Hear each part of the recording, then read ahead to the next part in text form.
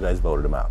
Yeah, because our manager said, look, Bobby's hanging out with dealers, you know, he's getting in trouble with the police, he's missing shows. I would not show up at all or show up late and go out there, do what I do, and not care about what anybody else thought, you know. Was that around the time that Bobby and Whitney started getting together? Yes, yep. I think it's very special, and I thought this would be a very special night for my husband.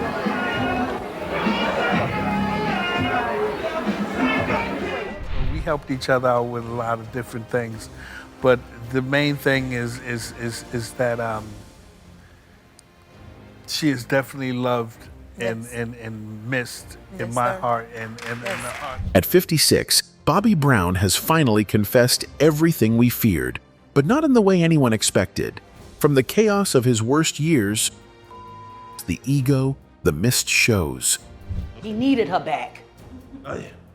He needed her back, but he needed her back and under his control. To the silence around Whitney's final days.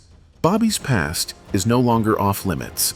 And now, with Diddy's disturbing inner circle unraveling in court, everything Bobby once hinted at is finally making sense. As alleged, Combs used force, threats of force, and coercion to cause victims to engage in extended performances with male commercial workers. He's admitted to the madness, to being out of control. But it's the people he won't name, the rooms he won't describe, that reveal something even darker. Because Bobby didn't just survive the industry, he survived its secrets. So what exactly did he reveal? And why is his silence now speaking louder than his confessions? There's a reason Bobby Brown was called the bad boy of R&B, and it wasn't just for the headlines. By 25, he had more platinum records than artists twice his age, and enough tour money to last a lifetime. He was untouchable. Or so he believed. But what fans saw on stage, swagger, confidence, fire, wasn't the full picture. Behind the scenes, Bobby was unraveling, and the group that started it all, New Edition, was starting to see him as a liability. It was the right time, but the wrong attitudes, you know, because everybody had their egos that were, you know, I know I had mine. The Home Again reunion tour in the late 90s was meant to be a celebration of their legacy. Instead, it became a nightmare that would foreshadow everything dark about Bobby's future. Bobby came in believing he was the main attraction. The face fans were paying to see. Sometimes he showed up late, sometimes not at all. Other times, he'd storm on stage like a king, do his part, then vanish before the last note. Yeah, I would not show up at all or show up late and go out there, do what I do, and not care about what anybody else thought, you know. But it wasn't just ego driving his behavior. Bobby was making side deals, money the rest of the group didn't know about. I was getting, you know, monies from Coca-Cola, who was the sponsorship, you know, so a lot of things was going on that they didn't know about. So I was, you know, I was on my high horse. To the outside world, it looked like sabotage. But from Bobby's perspective, he was reclaiming credit for fame he'd helped build. The tension exploded in one infamous moment that didn't even make it into the New Edition biopic. Me and Bob got into it in front of Whitney and Miss Jackson in Vegas at the Thomas and Mack, because he wanted to start the show without Ron. And I told him we ain't starting the mother thing without Ron. The fight was over something as simple as show timing, but it represented everything fractured about their brotherhood. After the tour, they splintered again. Bobby carried not just bitterness toward the group, but toward a situation that was spinning beyond anyone's control. What Bobby didn't realize then was that this pattern, the chaos, the blame, the isolation, would follow him into much darker rooms. Rooms where the stakes were higher than missed shows and hurt feelings. When Bobby Brown married Whitney Houston in '92, he didn't just marry America's sweetheart. He married into a world of executive power, celebrity access, and industry parties where the real business happened after midnight. Whitney wasn't just a singer. she was a brand controlled by some of the most powerful men in entertainment. And Bobby, whether he understood it or not, had just become part of that machine. The couple became legendary for their parties. Hollywood knew it. The industry knew it. But what's becoming clearer now, especially with recent revelations about industry culture, is that those events weren't isolated celebrations. They were part of a larger ecosystem where power, control, and silence were the real currencies. I was in rooms with everybody you could think of, rappers, execs, even politicians. He revealed. That line hits different now, because everybody included people who are now under investigation. People who, according to prosecutors in current high-profile cases, spent years covering, paying off witnesses, and treating artists like disposable assets. Bobby has described the pressure Whitney faced, not just from fans, but from her handlers, her label, her entire support system. People who claimed to love her but kept pushing her back on stage, back into the spotlight, even when she wasn't ready. The most chilling example came in February 2012. Whitney died on February 11th, the day before the Grammy Awards, hours before she was supposed to attend Clive Davis's annual pre-Grammy party. Singer Whitney Houston, one of the greatest voices of our generation, CNN has gotten confirmation from her representative, has died. Davis continued his party, saying Whitney would have wanted the music to go on.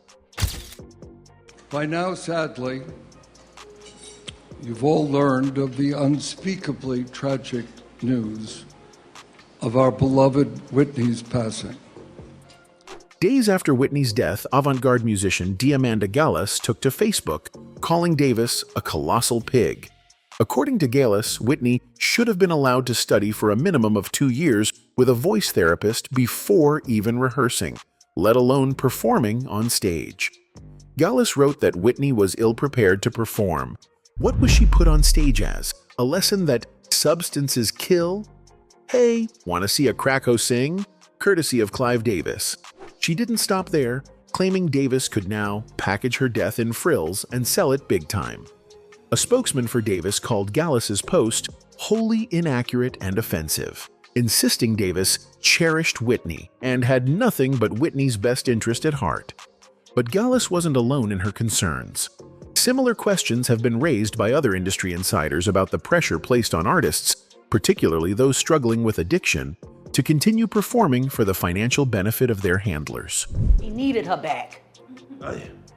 He needed her back, but he needed her back and under his control. For Bobby, watching Whitney navigate this world was like watching someone he loved disappear piece by piece.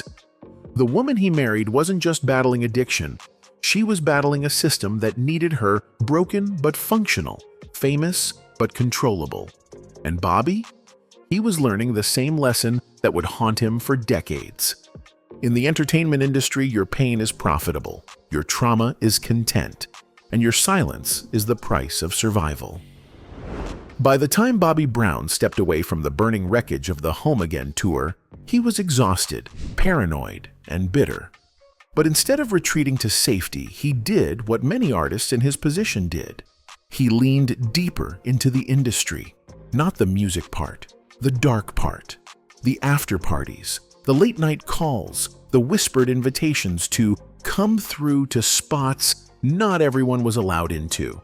And it's there, in those dimly lit rooms full of alcohol, ego, and blurred morals, that Bobby's path began brushing more closely with Sean Diddy Combs.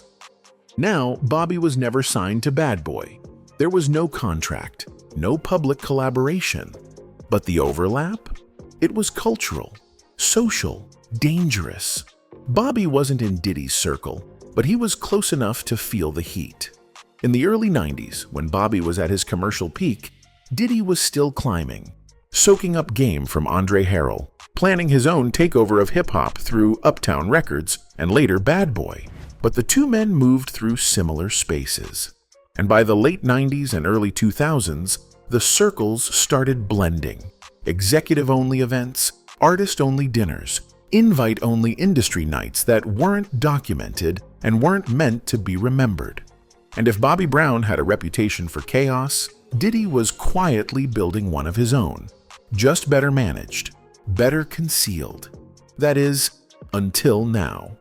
Because in 25, the entire world is watching as Diddy's carefully guarded empire collapses in real time. Federal prosecutors have charged him with ST-ficking, racketeering, and the coercion of women for over 2 decades. The trial is already being described as the most explosive music industry case since R. Kelly's. And it's bringing back a chilling truth. Many of the people who were in those rooms are either traumatized or silent. The whole criminal case against Sean Combs starts with a civil case brought by his former girlfriend, Cassie Ventura. Among the victims, the name that keeps resurfacing is Cassie Ventura. According to sworn testimony, Diddy didn't just abduct her behind closed doors, he allegedly turned her into a pawn. A puppet forced to perform at drug-fueled freak-off parties where male escorts were brought in, recorded, and directed like scenes in a sick movie. A man named Daniel Phillip, who once ran a male review, testified that Diddy watched these encounters silently, sometimes wearing a bathrobe and a bandana, often helping himself in the shadows, giving orders like a director. This is the part that connects directly back to Bobby Brown, not through guilt, but through proximity. Because Bobby was no stranger to chaos, and the more you dig into his past, the more you look at his time with Whitney, the parties they threw, the guest lists they shared, the more it starts to resemble the exact culture Diddy is now on trial for.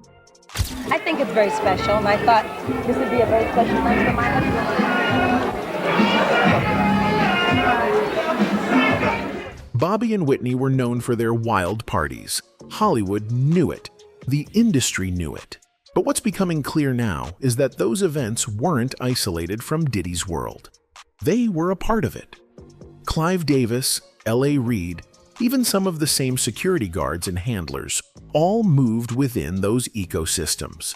If you were powerful, rich, or infamous, you knew where to be. And you knew the code. You don't talk about what happens behind those doors. So no, Bobby never named Diddy. Not once. But he did say this in an interview. I was in rooms with everybody you could think of. Rappers, execs, even politicians. That line hits different now, because everybody includes people who are now under investigation. People who, according to prosecutors, spent years covering up, paying off witnesses, and rotating victims like disposable objects. And Bobby? He didn't walk out of that unscathed. He lost Whitney. He lost Bobbi Kristina. He watched Nick Gordon die of an overdose. And some fans believe those weren't just personal tragedies, they were industry casualties, victims of a culture so toxic, so riddled with manipulation and silence that it leaves nothing but trauma behind. The same trauma now being unpacked in court. Mental health experts following the Diddy trial are already warning about PTSD, not just for Cassie, but for anyone who's survived prolonged, emotional, and SA. Victims who were silenced for decades are now trying to rebuild themselves in public. And Bobby has been open about needing therapy, about hitting rock bottom, about the years he spent numb, angry, and confused. He might never say Diddy's name, but he doesn't have to. Because the culture Bobby came from, the one he partied in, the one he helped define, has already started to implode. And for the first time in decades, we're finally hearing what was really going on behind the velvet ropes. And now Bobby stands somewhere between survivor and witness. And the question hangs in the air. How close did he get to the fire? And how much of it did he see? Bobby has been open about needing therapy, about hitting rock bottom, about years spent numb, angry, and confused. But he's also been careful about naming names or describing specific events. Maybe that's wisdom. Maybe it's fear. Or maybe it's both. Because as the Diddy trial unfolds, one thing becomes clear.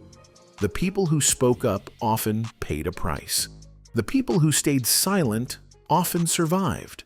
And Bobby Brown, whatever else he may be, is a survivor.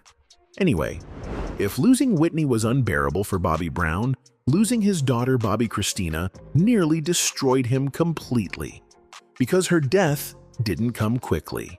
It came slowly, tragically, and in a way that forced Bobby to confront every choice he'd made about speaking up versus staying silent.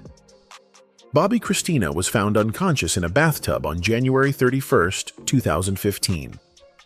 Eerily similar to how her mother had died 3 years earlier. She spent months in a coma before passing away in July 2010. For Bobby, those months were torture. Hardest thing I had to do in my life was tell my daughter to let go. My baby's gone. Because unlike Whitney's sudden death, this time he had time to think, time to question, time to wonder if his silence about the industry's toxic culture had somehow failed to protect the person who mattered most. While Bobby has never publicly detailed exactly what happened to his daughter, he's made it clear that was involved. Fear was involved. And the same culture of silence that had surrounded Whitney's struggles had somehow reached the next generation. That's when Bobby started the Bobbi Kristina Serenity House, a domestic violence shelter named in his daughter's honor. For him, it wasn't just a tribute, it was a mission statement.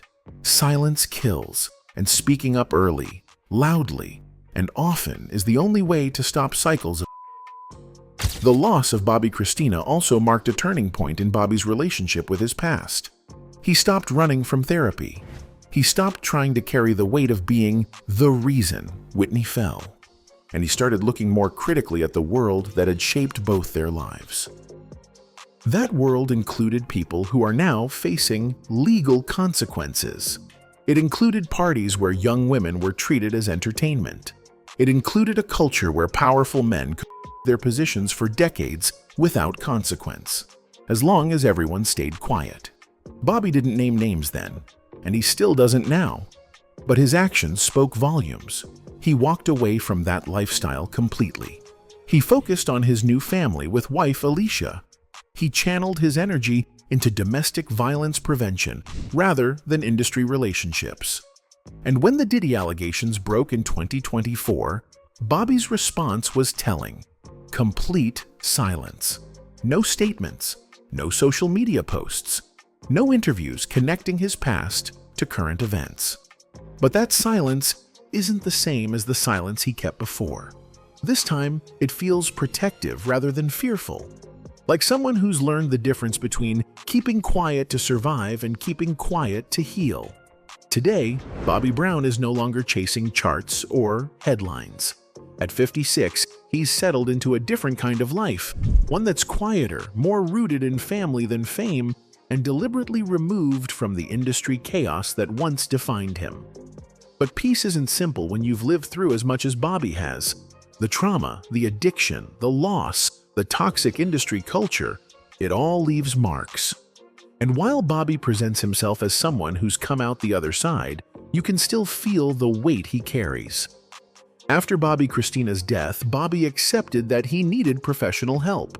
He embraced therapy, learned to talk about his emotions, and started paying attention to his mental health in ways he'd never done before. He found stability with his wife, Alicia, and their children. His new family became a foundation, a space where he didn't feel like he had to perform or prove anything. He spends time cooking, a passion he developed as a way to create joy in simple moments. He launched a coffee brand and his own line of seasonings. These aren't headline moves, but they show a different side of him, a man rebuilding his everyday life rather than just his image. The Bobbi Kristina Serenity House remains central to his mission. It's more than charity work. It's his way of turning personal loss into protection for others. And while he never names specific perpetrators, his message is clear. A thrives in silence, and breaking that silence is the only way to stop the cycles. Even his relationship with New Edition has evolved. When they reunited to work on the New Edition story, it became more than a creative project. It became therapy. So it's like it's almost therapy in a sense for a lot of us to be able to talk about these things and, bring up old wounds and, be able to process certain things that we weren't able to do. For the first time, they talked about their assumptions, their misunderstandings, their individual struggles. Bobby stopped seeing himself as just a victim and started owning his part in the chaos. But perhaps most tellingly, as the entertainment industry faces its current reckoning, with high-profile trials exposing decades of and manipulation, Bobby has remained largely silent. His name hasn't come up in court proceedings. He hasn't issued statements or given interviews connecting his past to current events. And that silence might be his most powerful statement yet. Because Bobby Brown didn't just outlive a dangerous era in music. He outlived the system that nearly destroyed him, his wife, and his daughter. He chose healing over headlines, family over fame, and peace over profit. The man who once leaned into chaos now wants no part of it. That's not just growth, it's survival.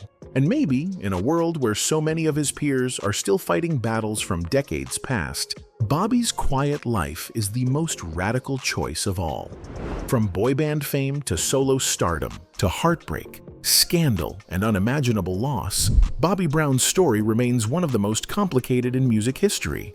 He's admitted to mistakes, carried blame that didn't always belong to him, and survived pressures that destroyed others. He lived through the industry's most toxic era, partied in rooms where powerful men treated people like disposable objects, and watched the system consume the people he loved most. And now, as that same industry faces a long overdue reckoning, Bobby's response is telling. Complete, protective silence. He didn't name names. He never pointed fingers. But his survival and his choice to build something better from the wreckage says more than any confession ever could. At 56, Bobby Brown isn't chasing applause anymore. He's not trying to be anyone's hero or villain. He's just a man who lived through too much and chose peace over profit, healing over headlines. Whether he's truly found that peace is a question only he can answer. But in a world where so many of his peers are still trapped in cycles of trauma and toxicity, Bobby's quiet transformation might be the most radical story of all. Anyway, that's it for this video, folks. Bye.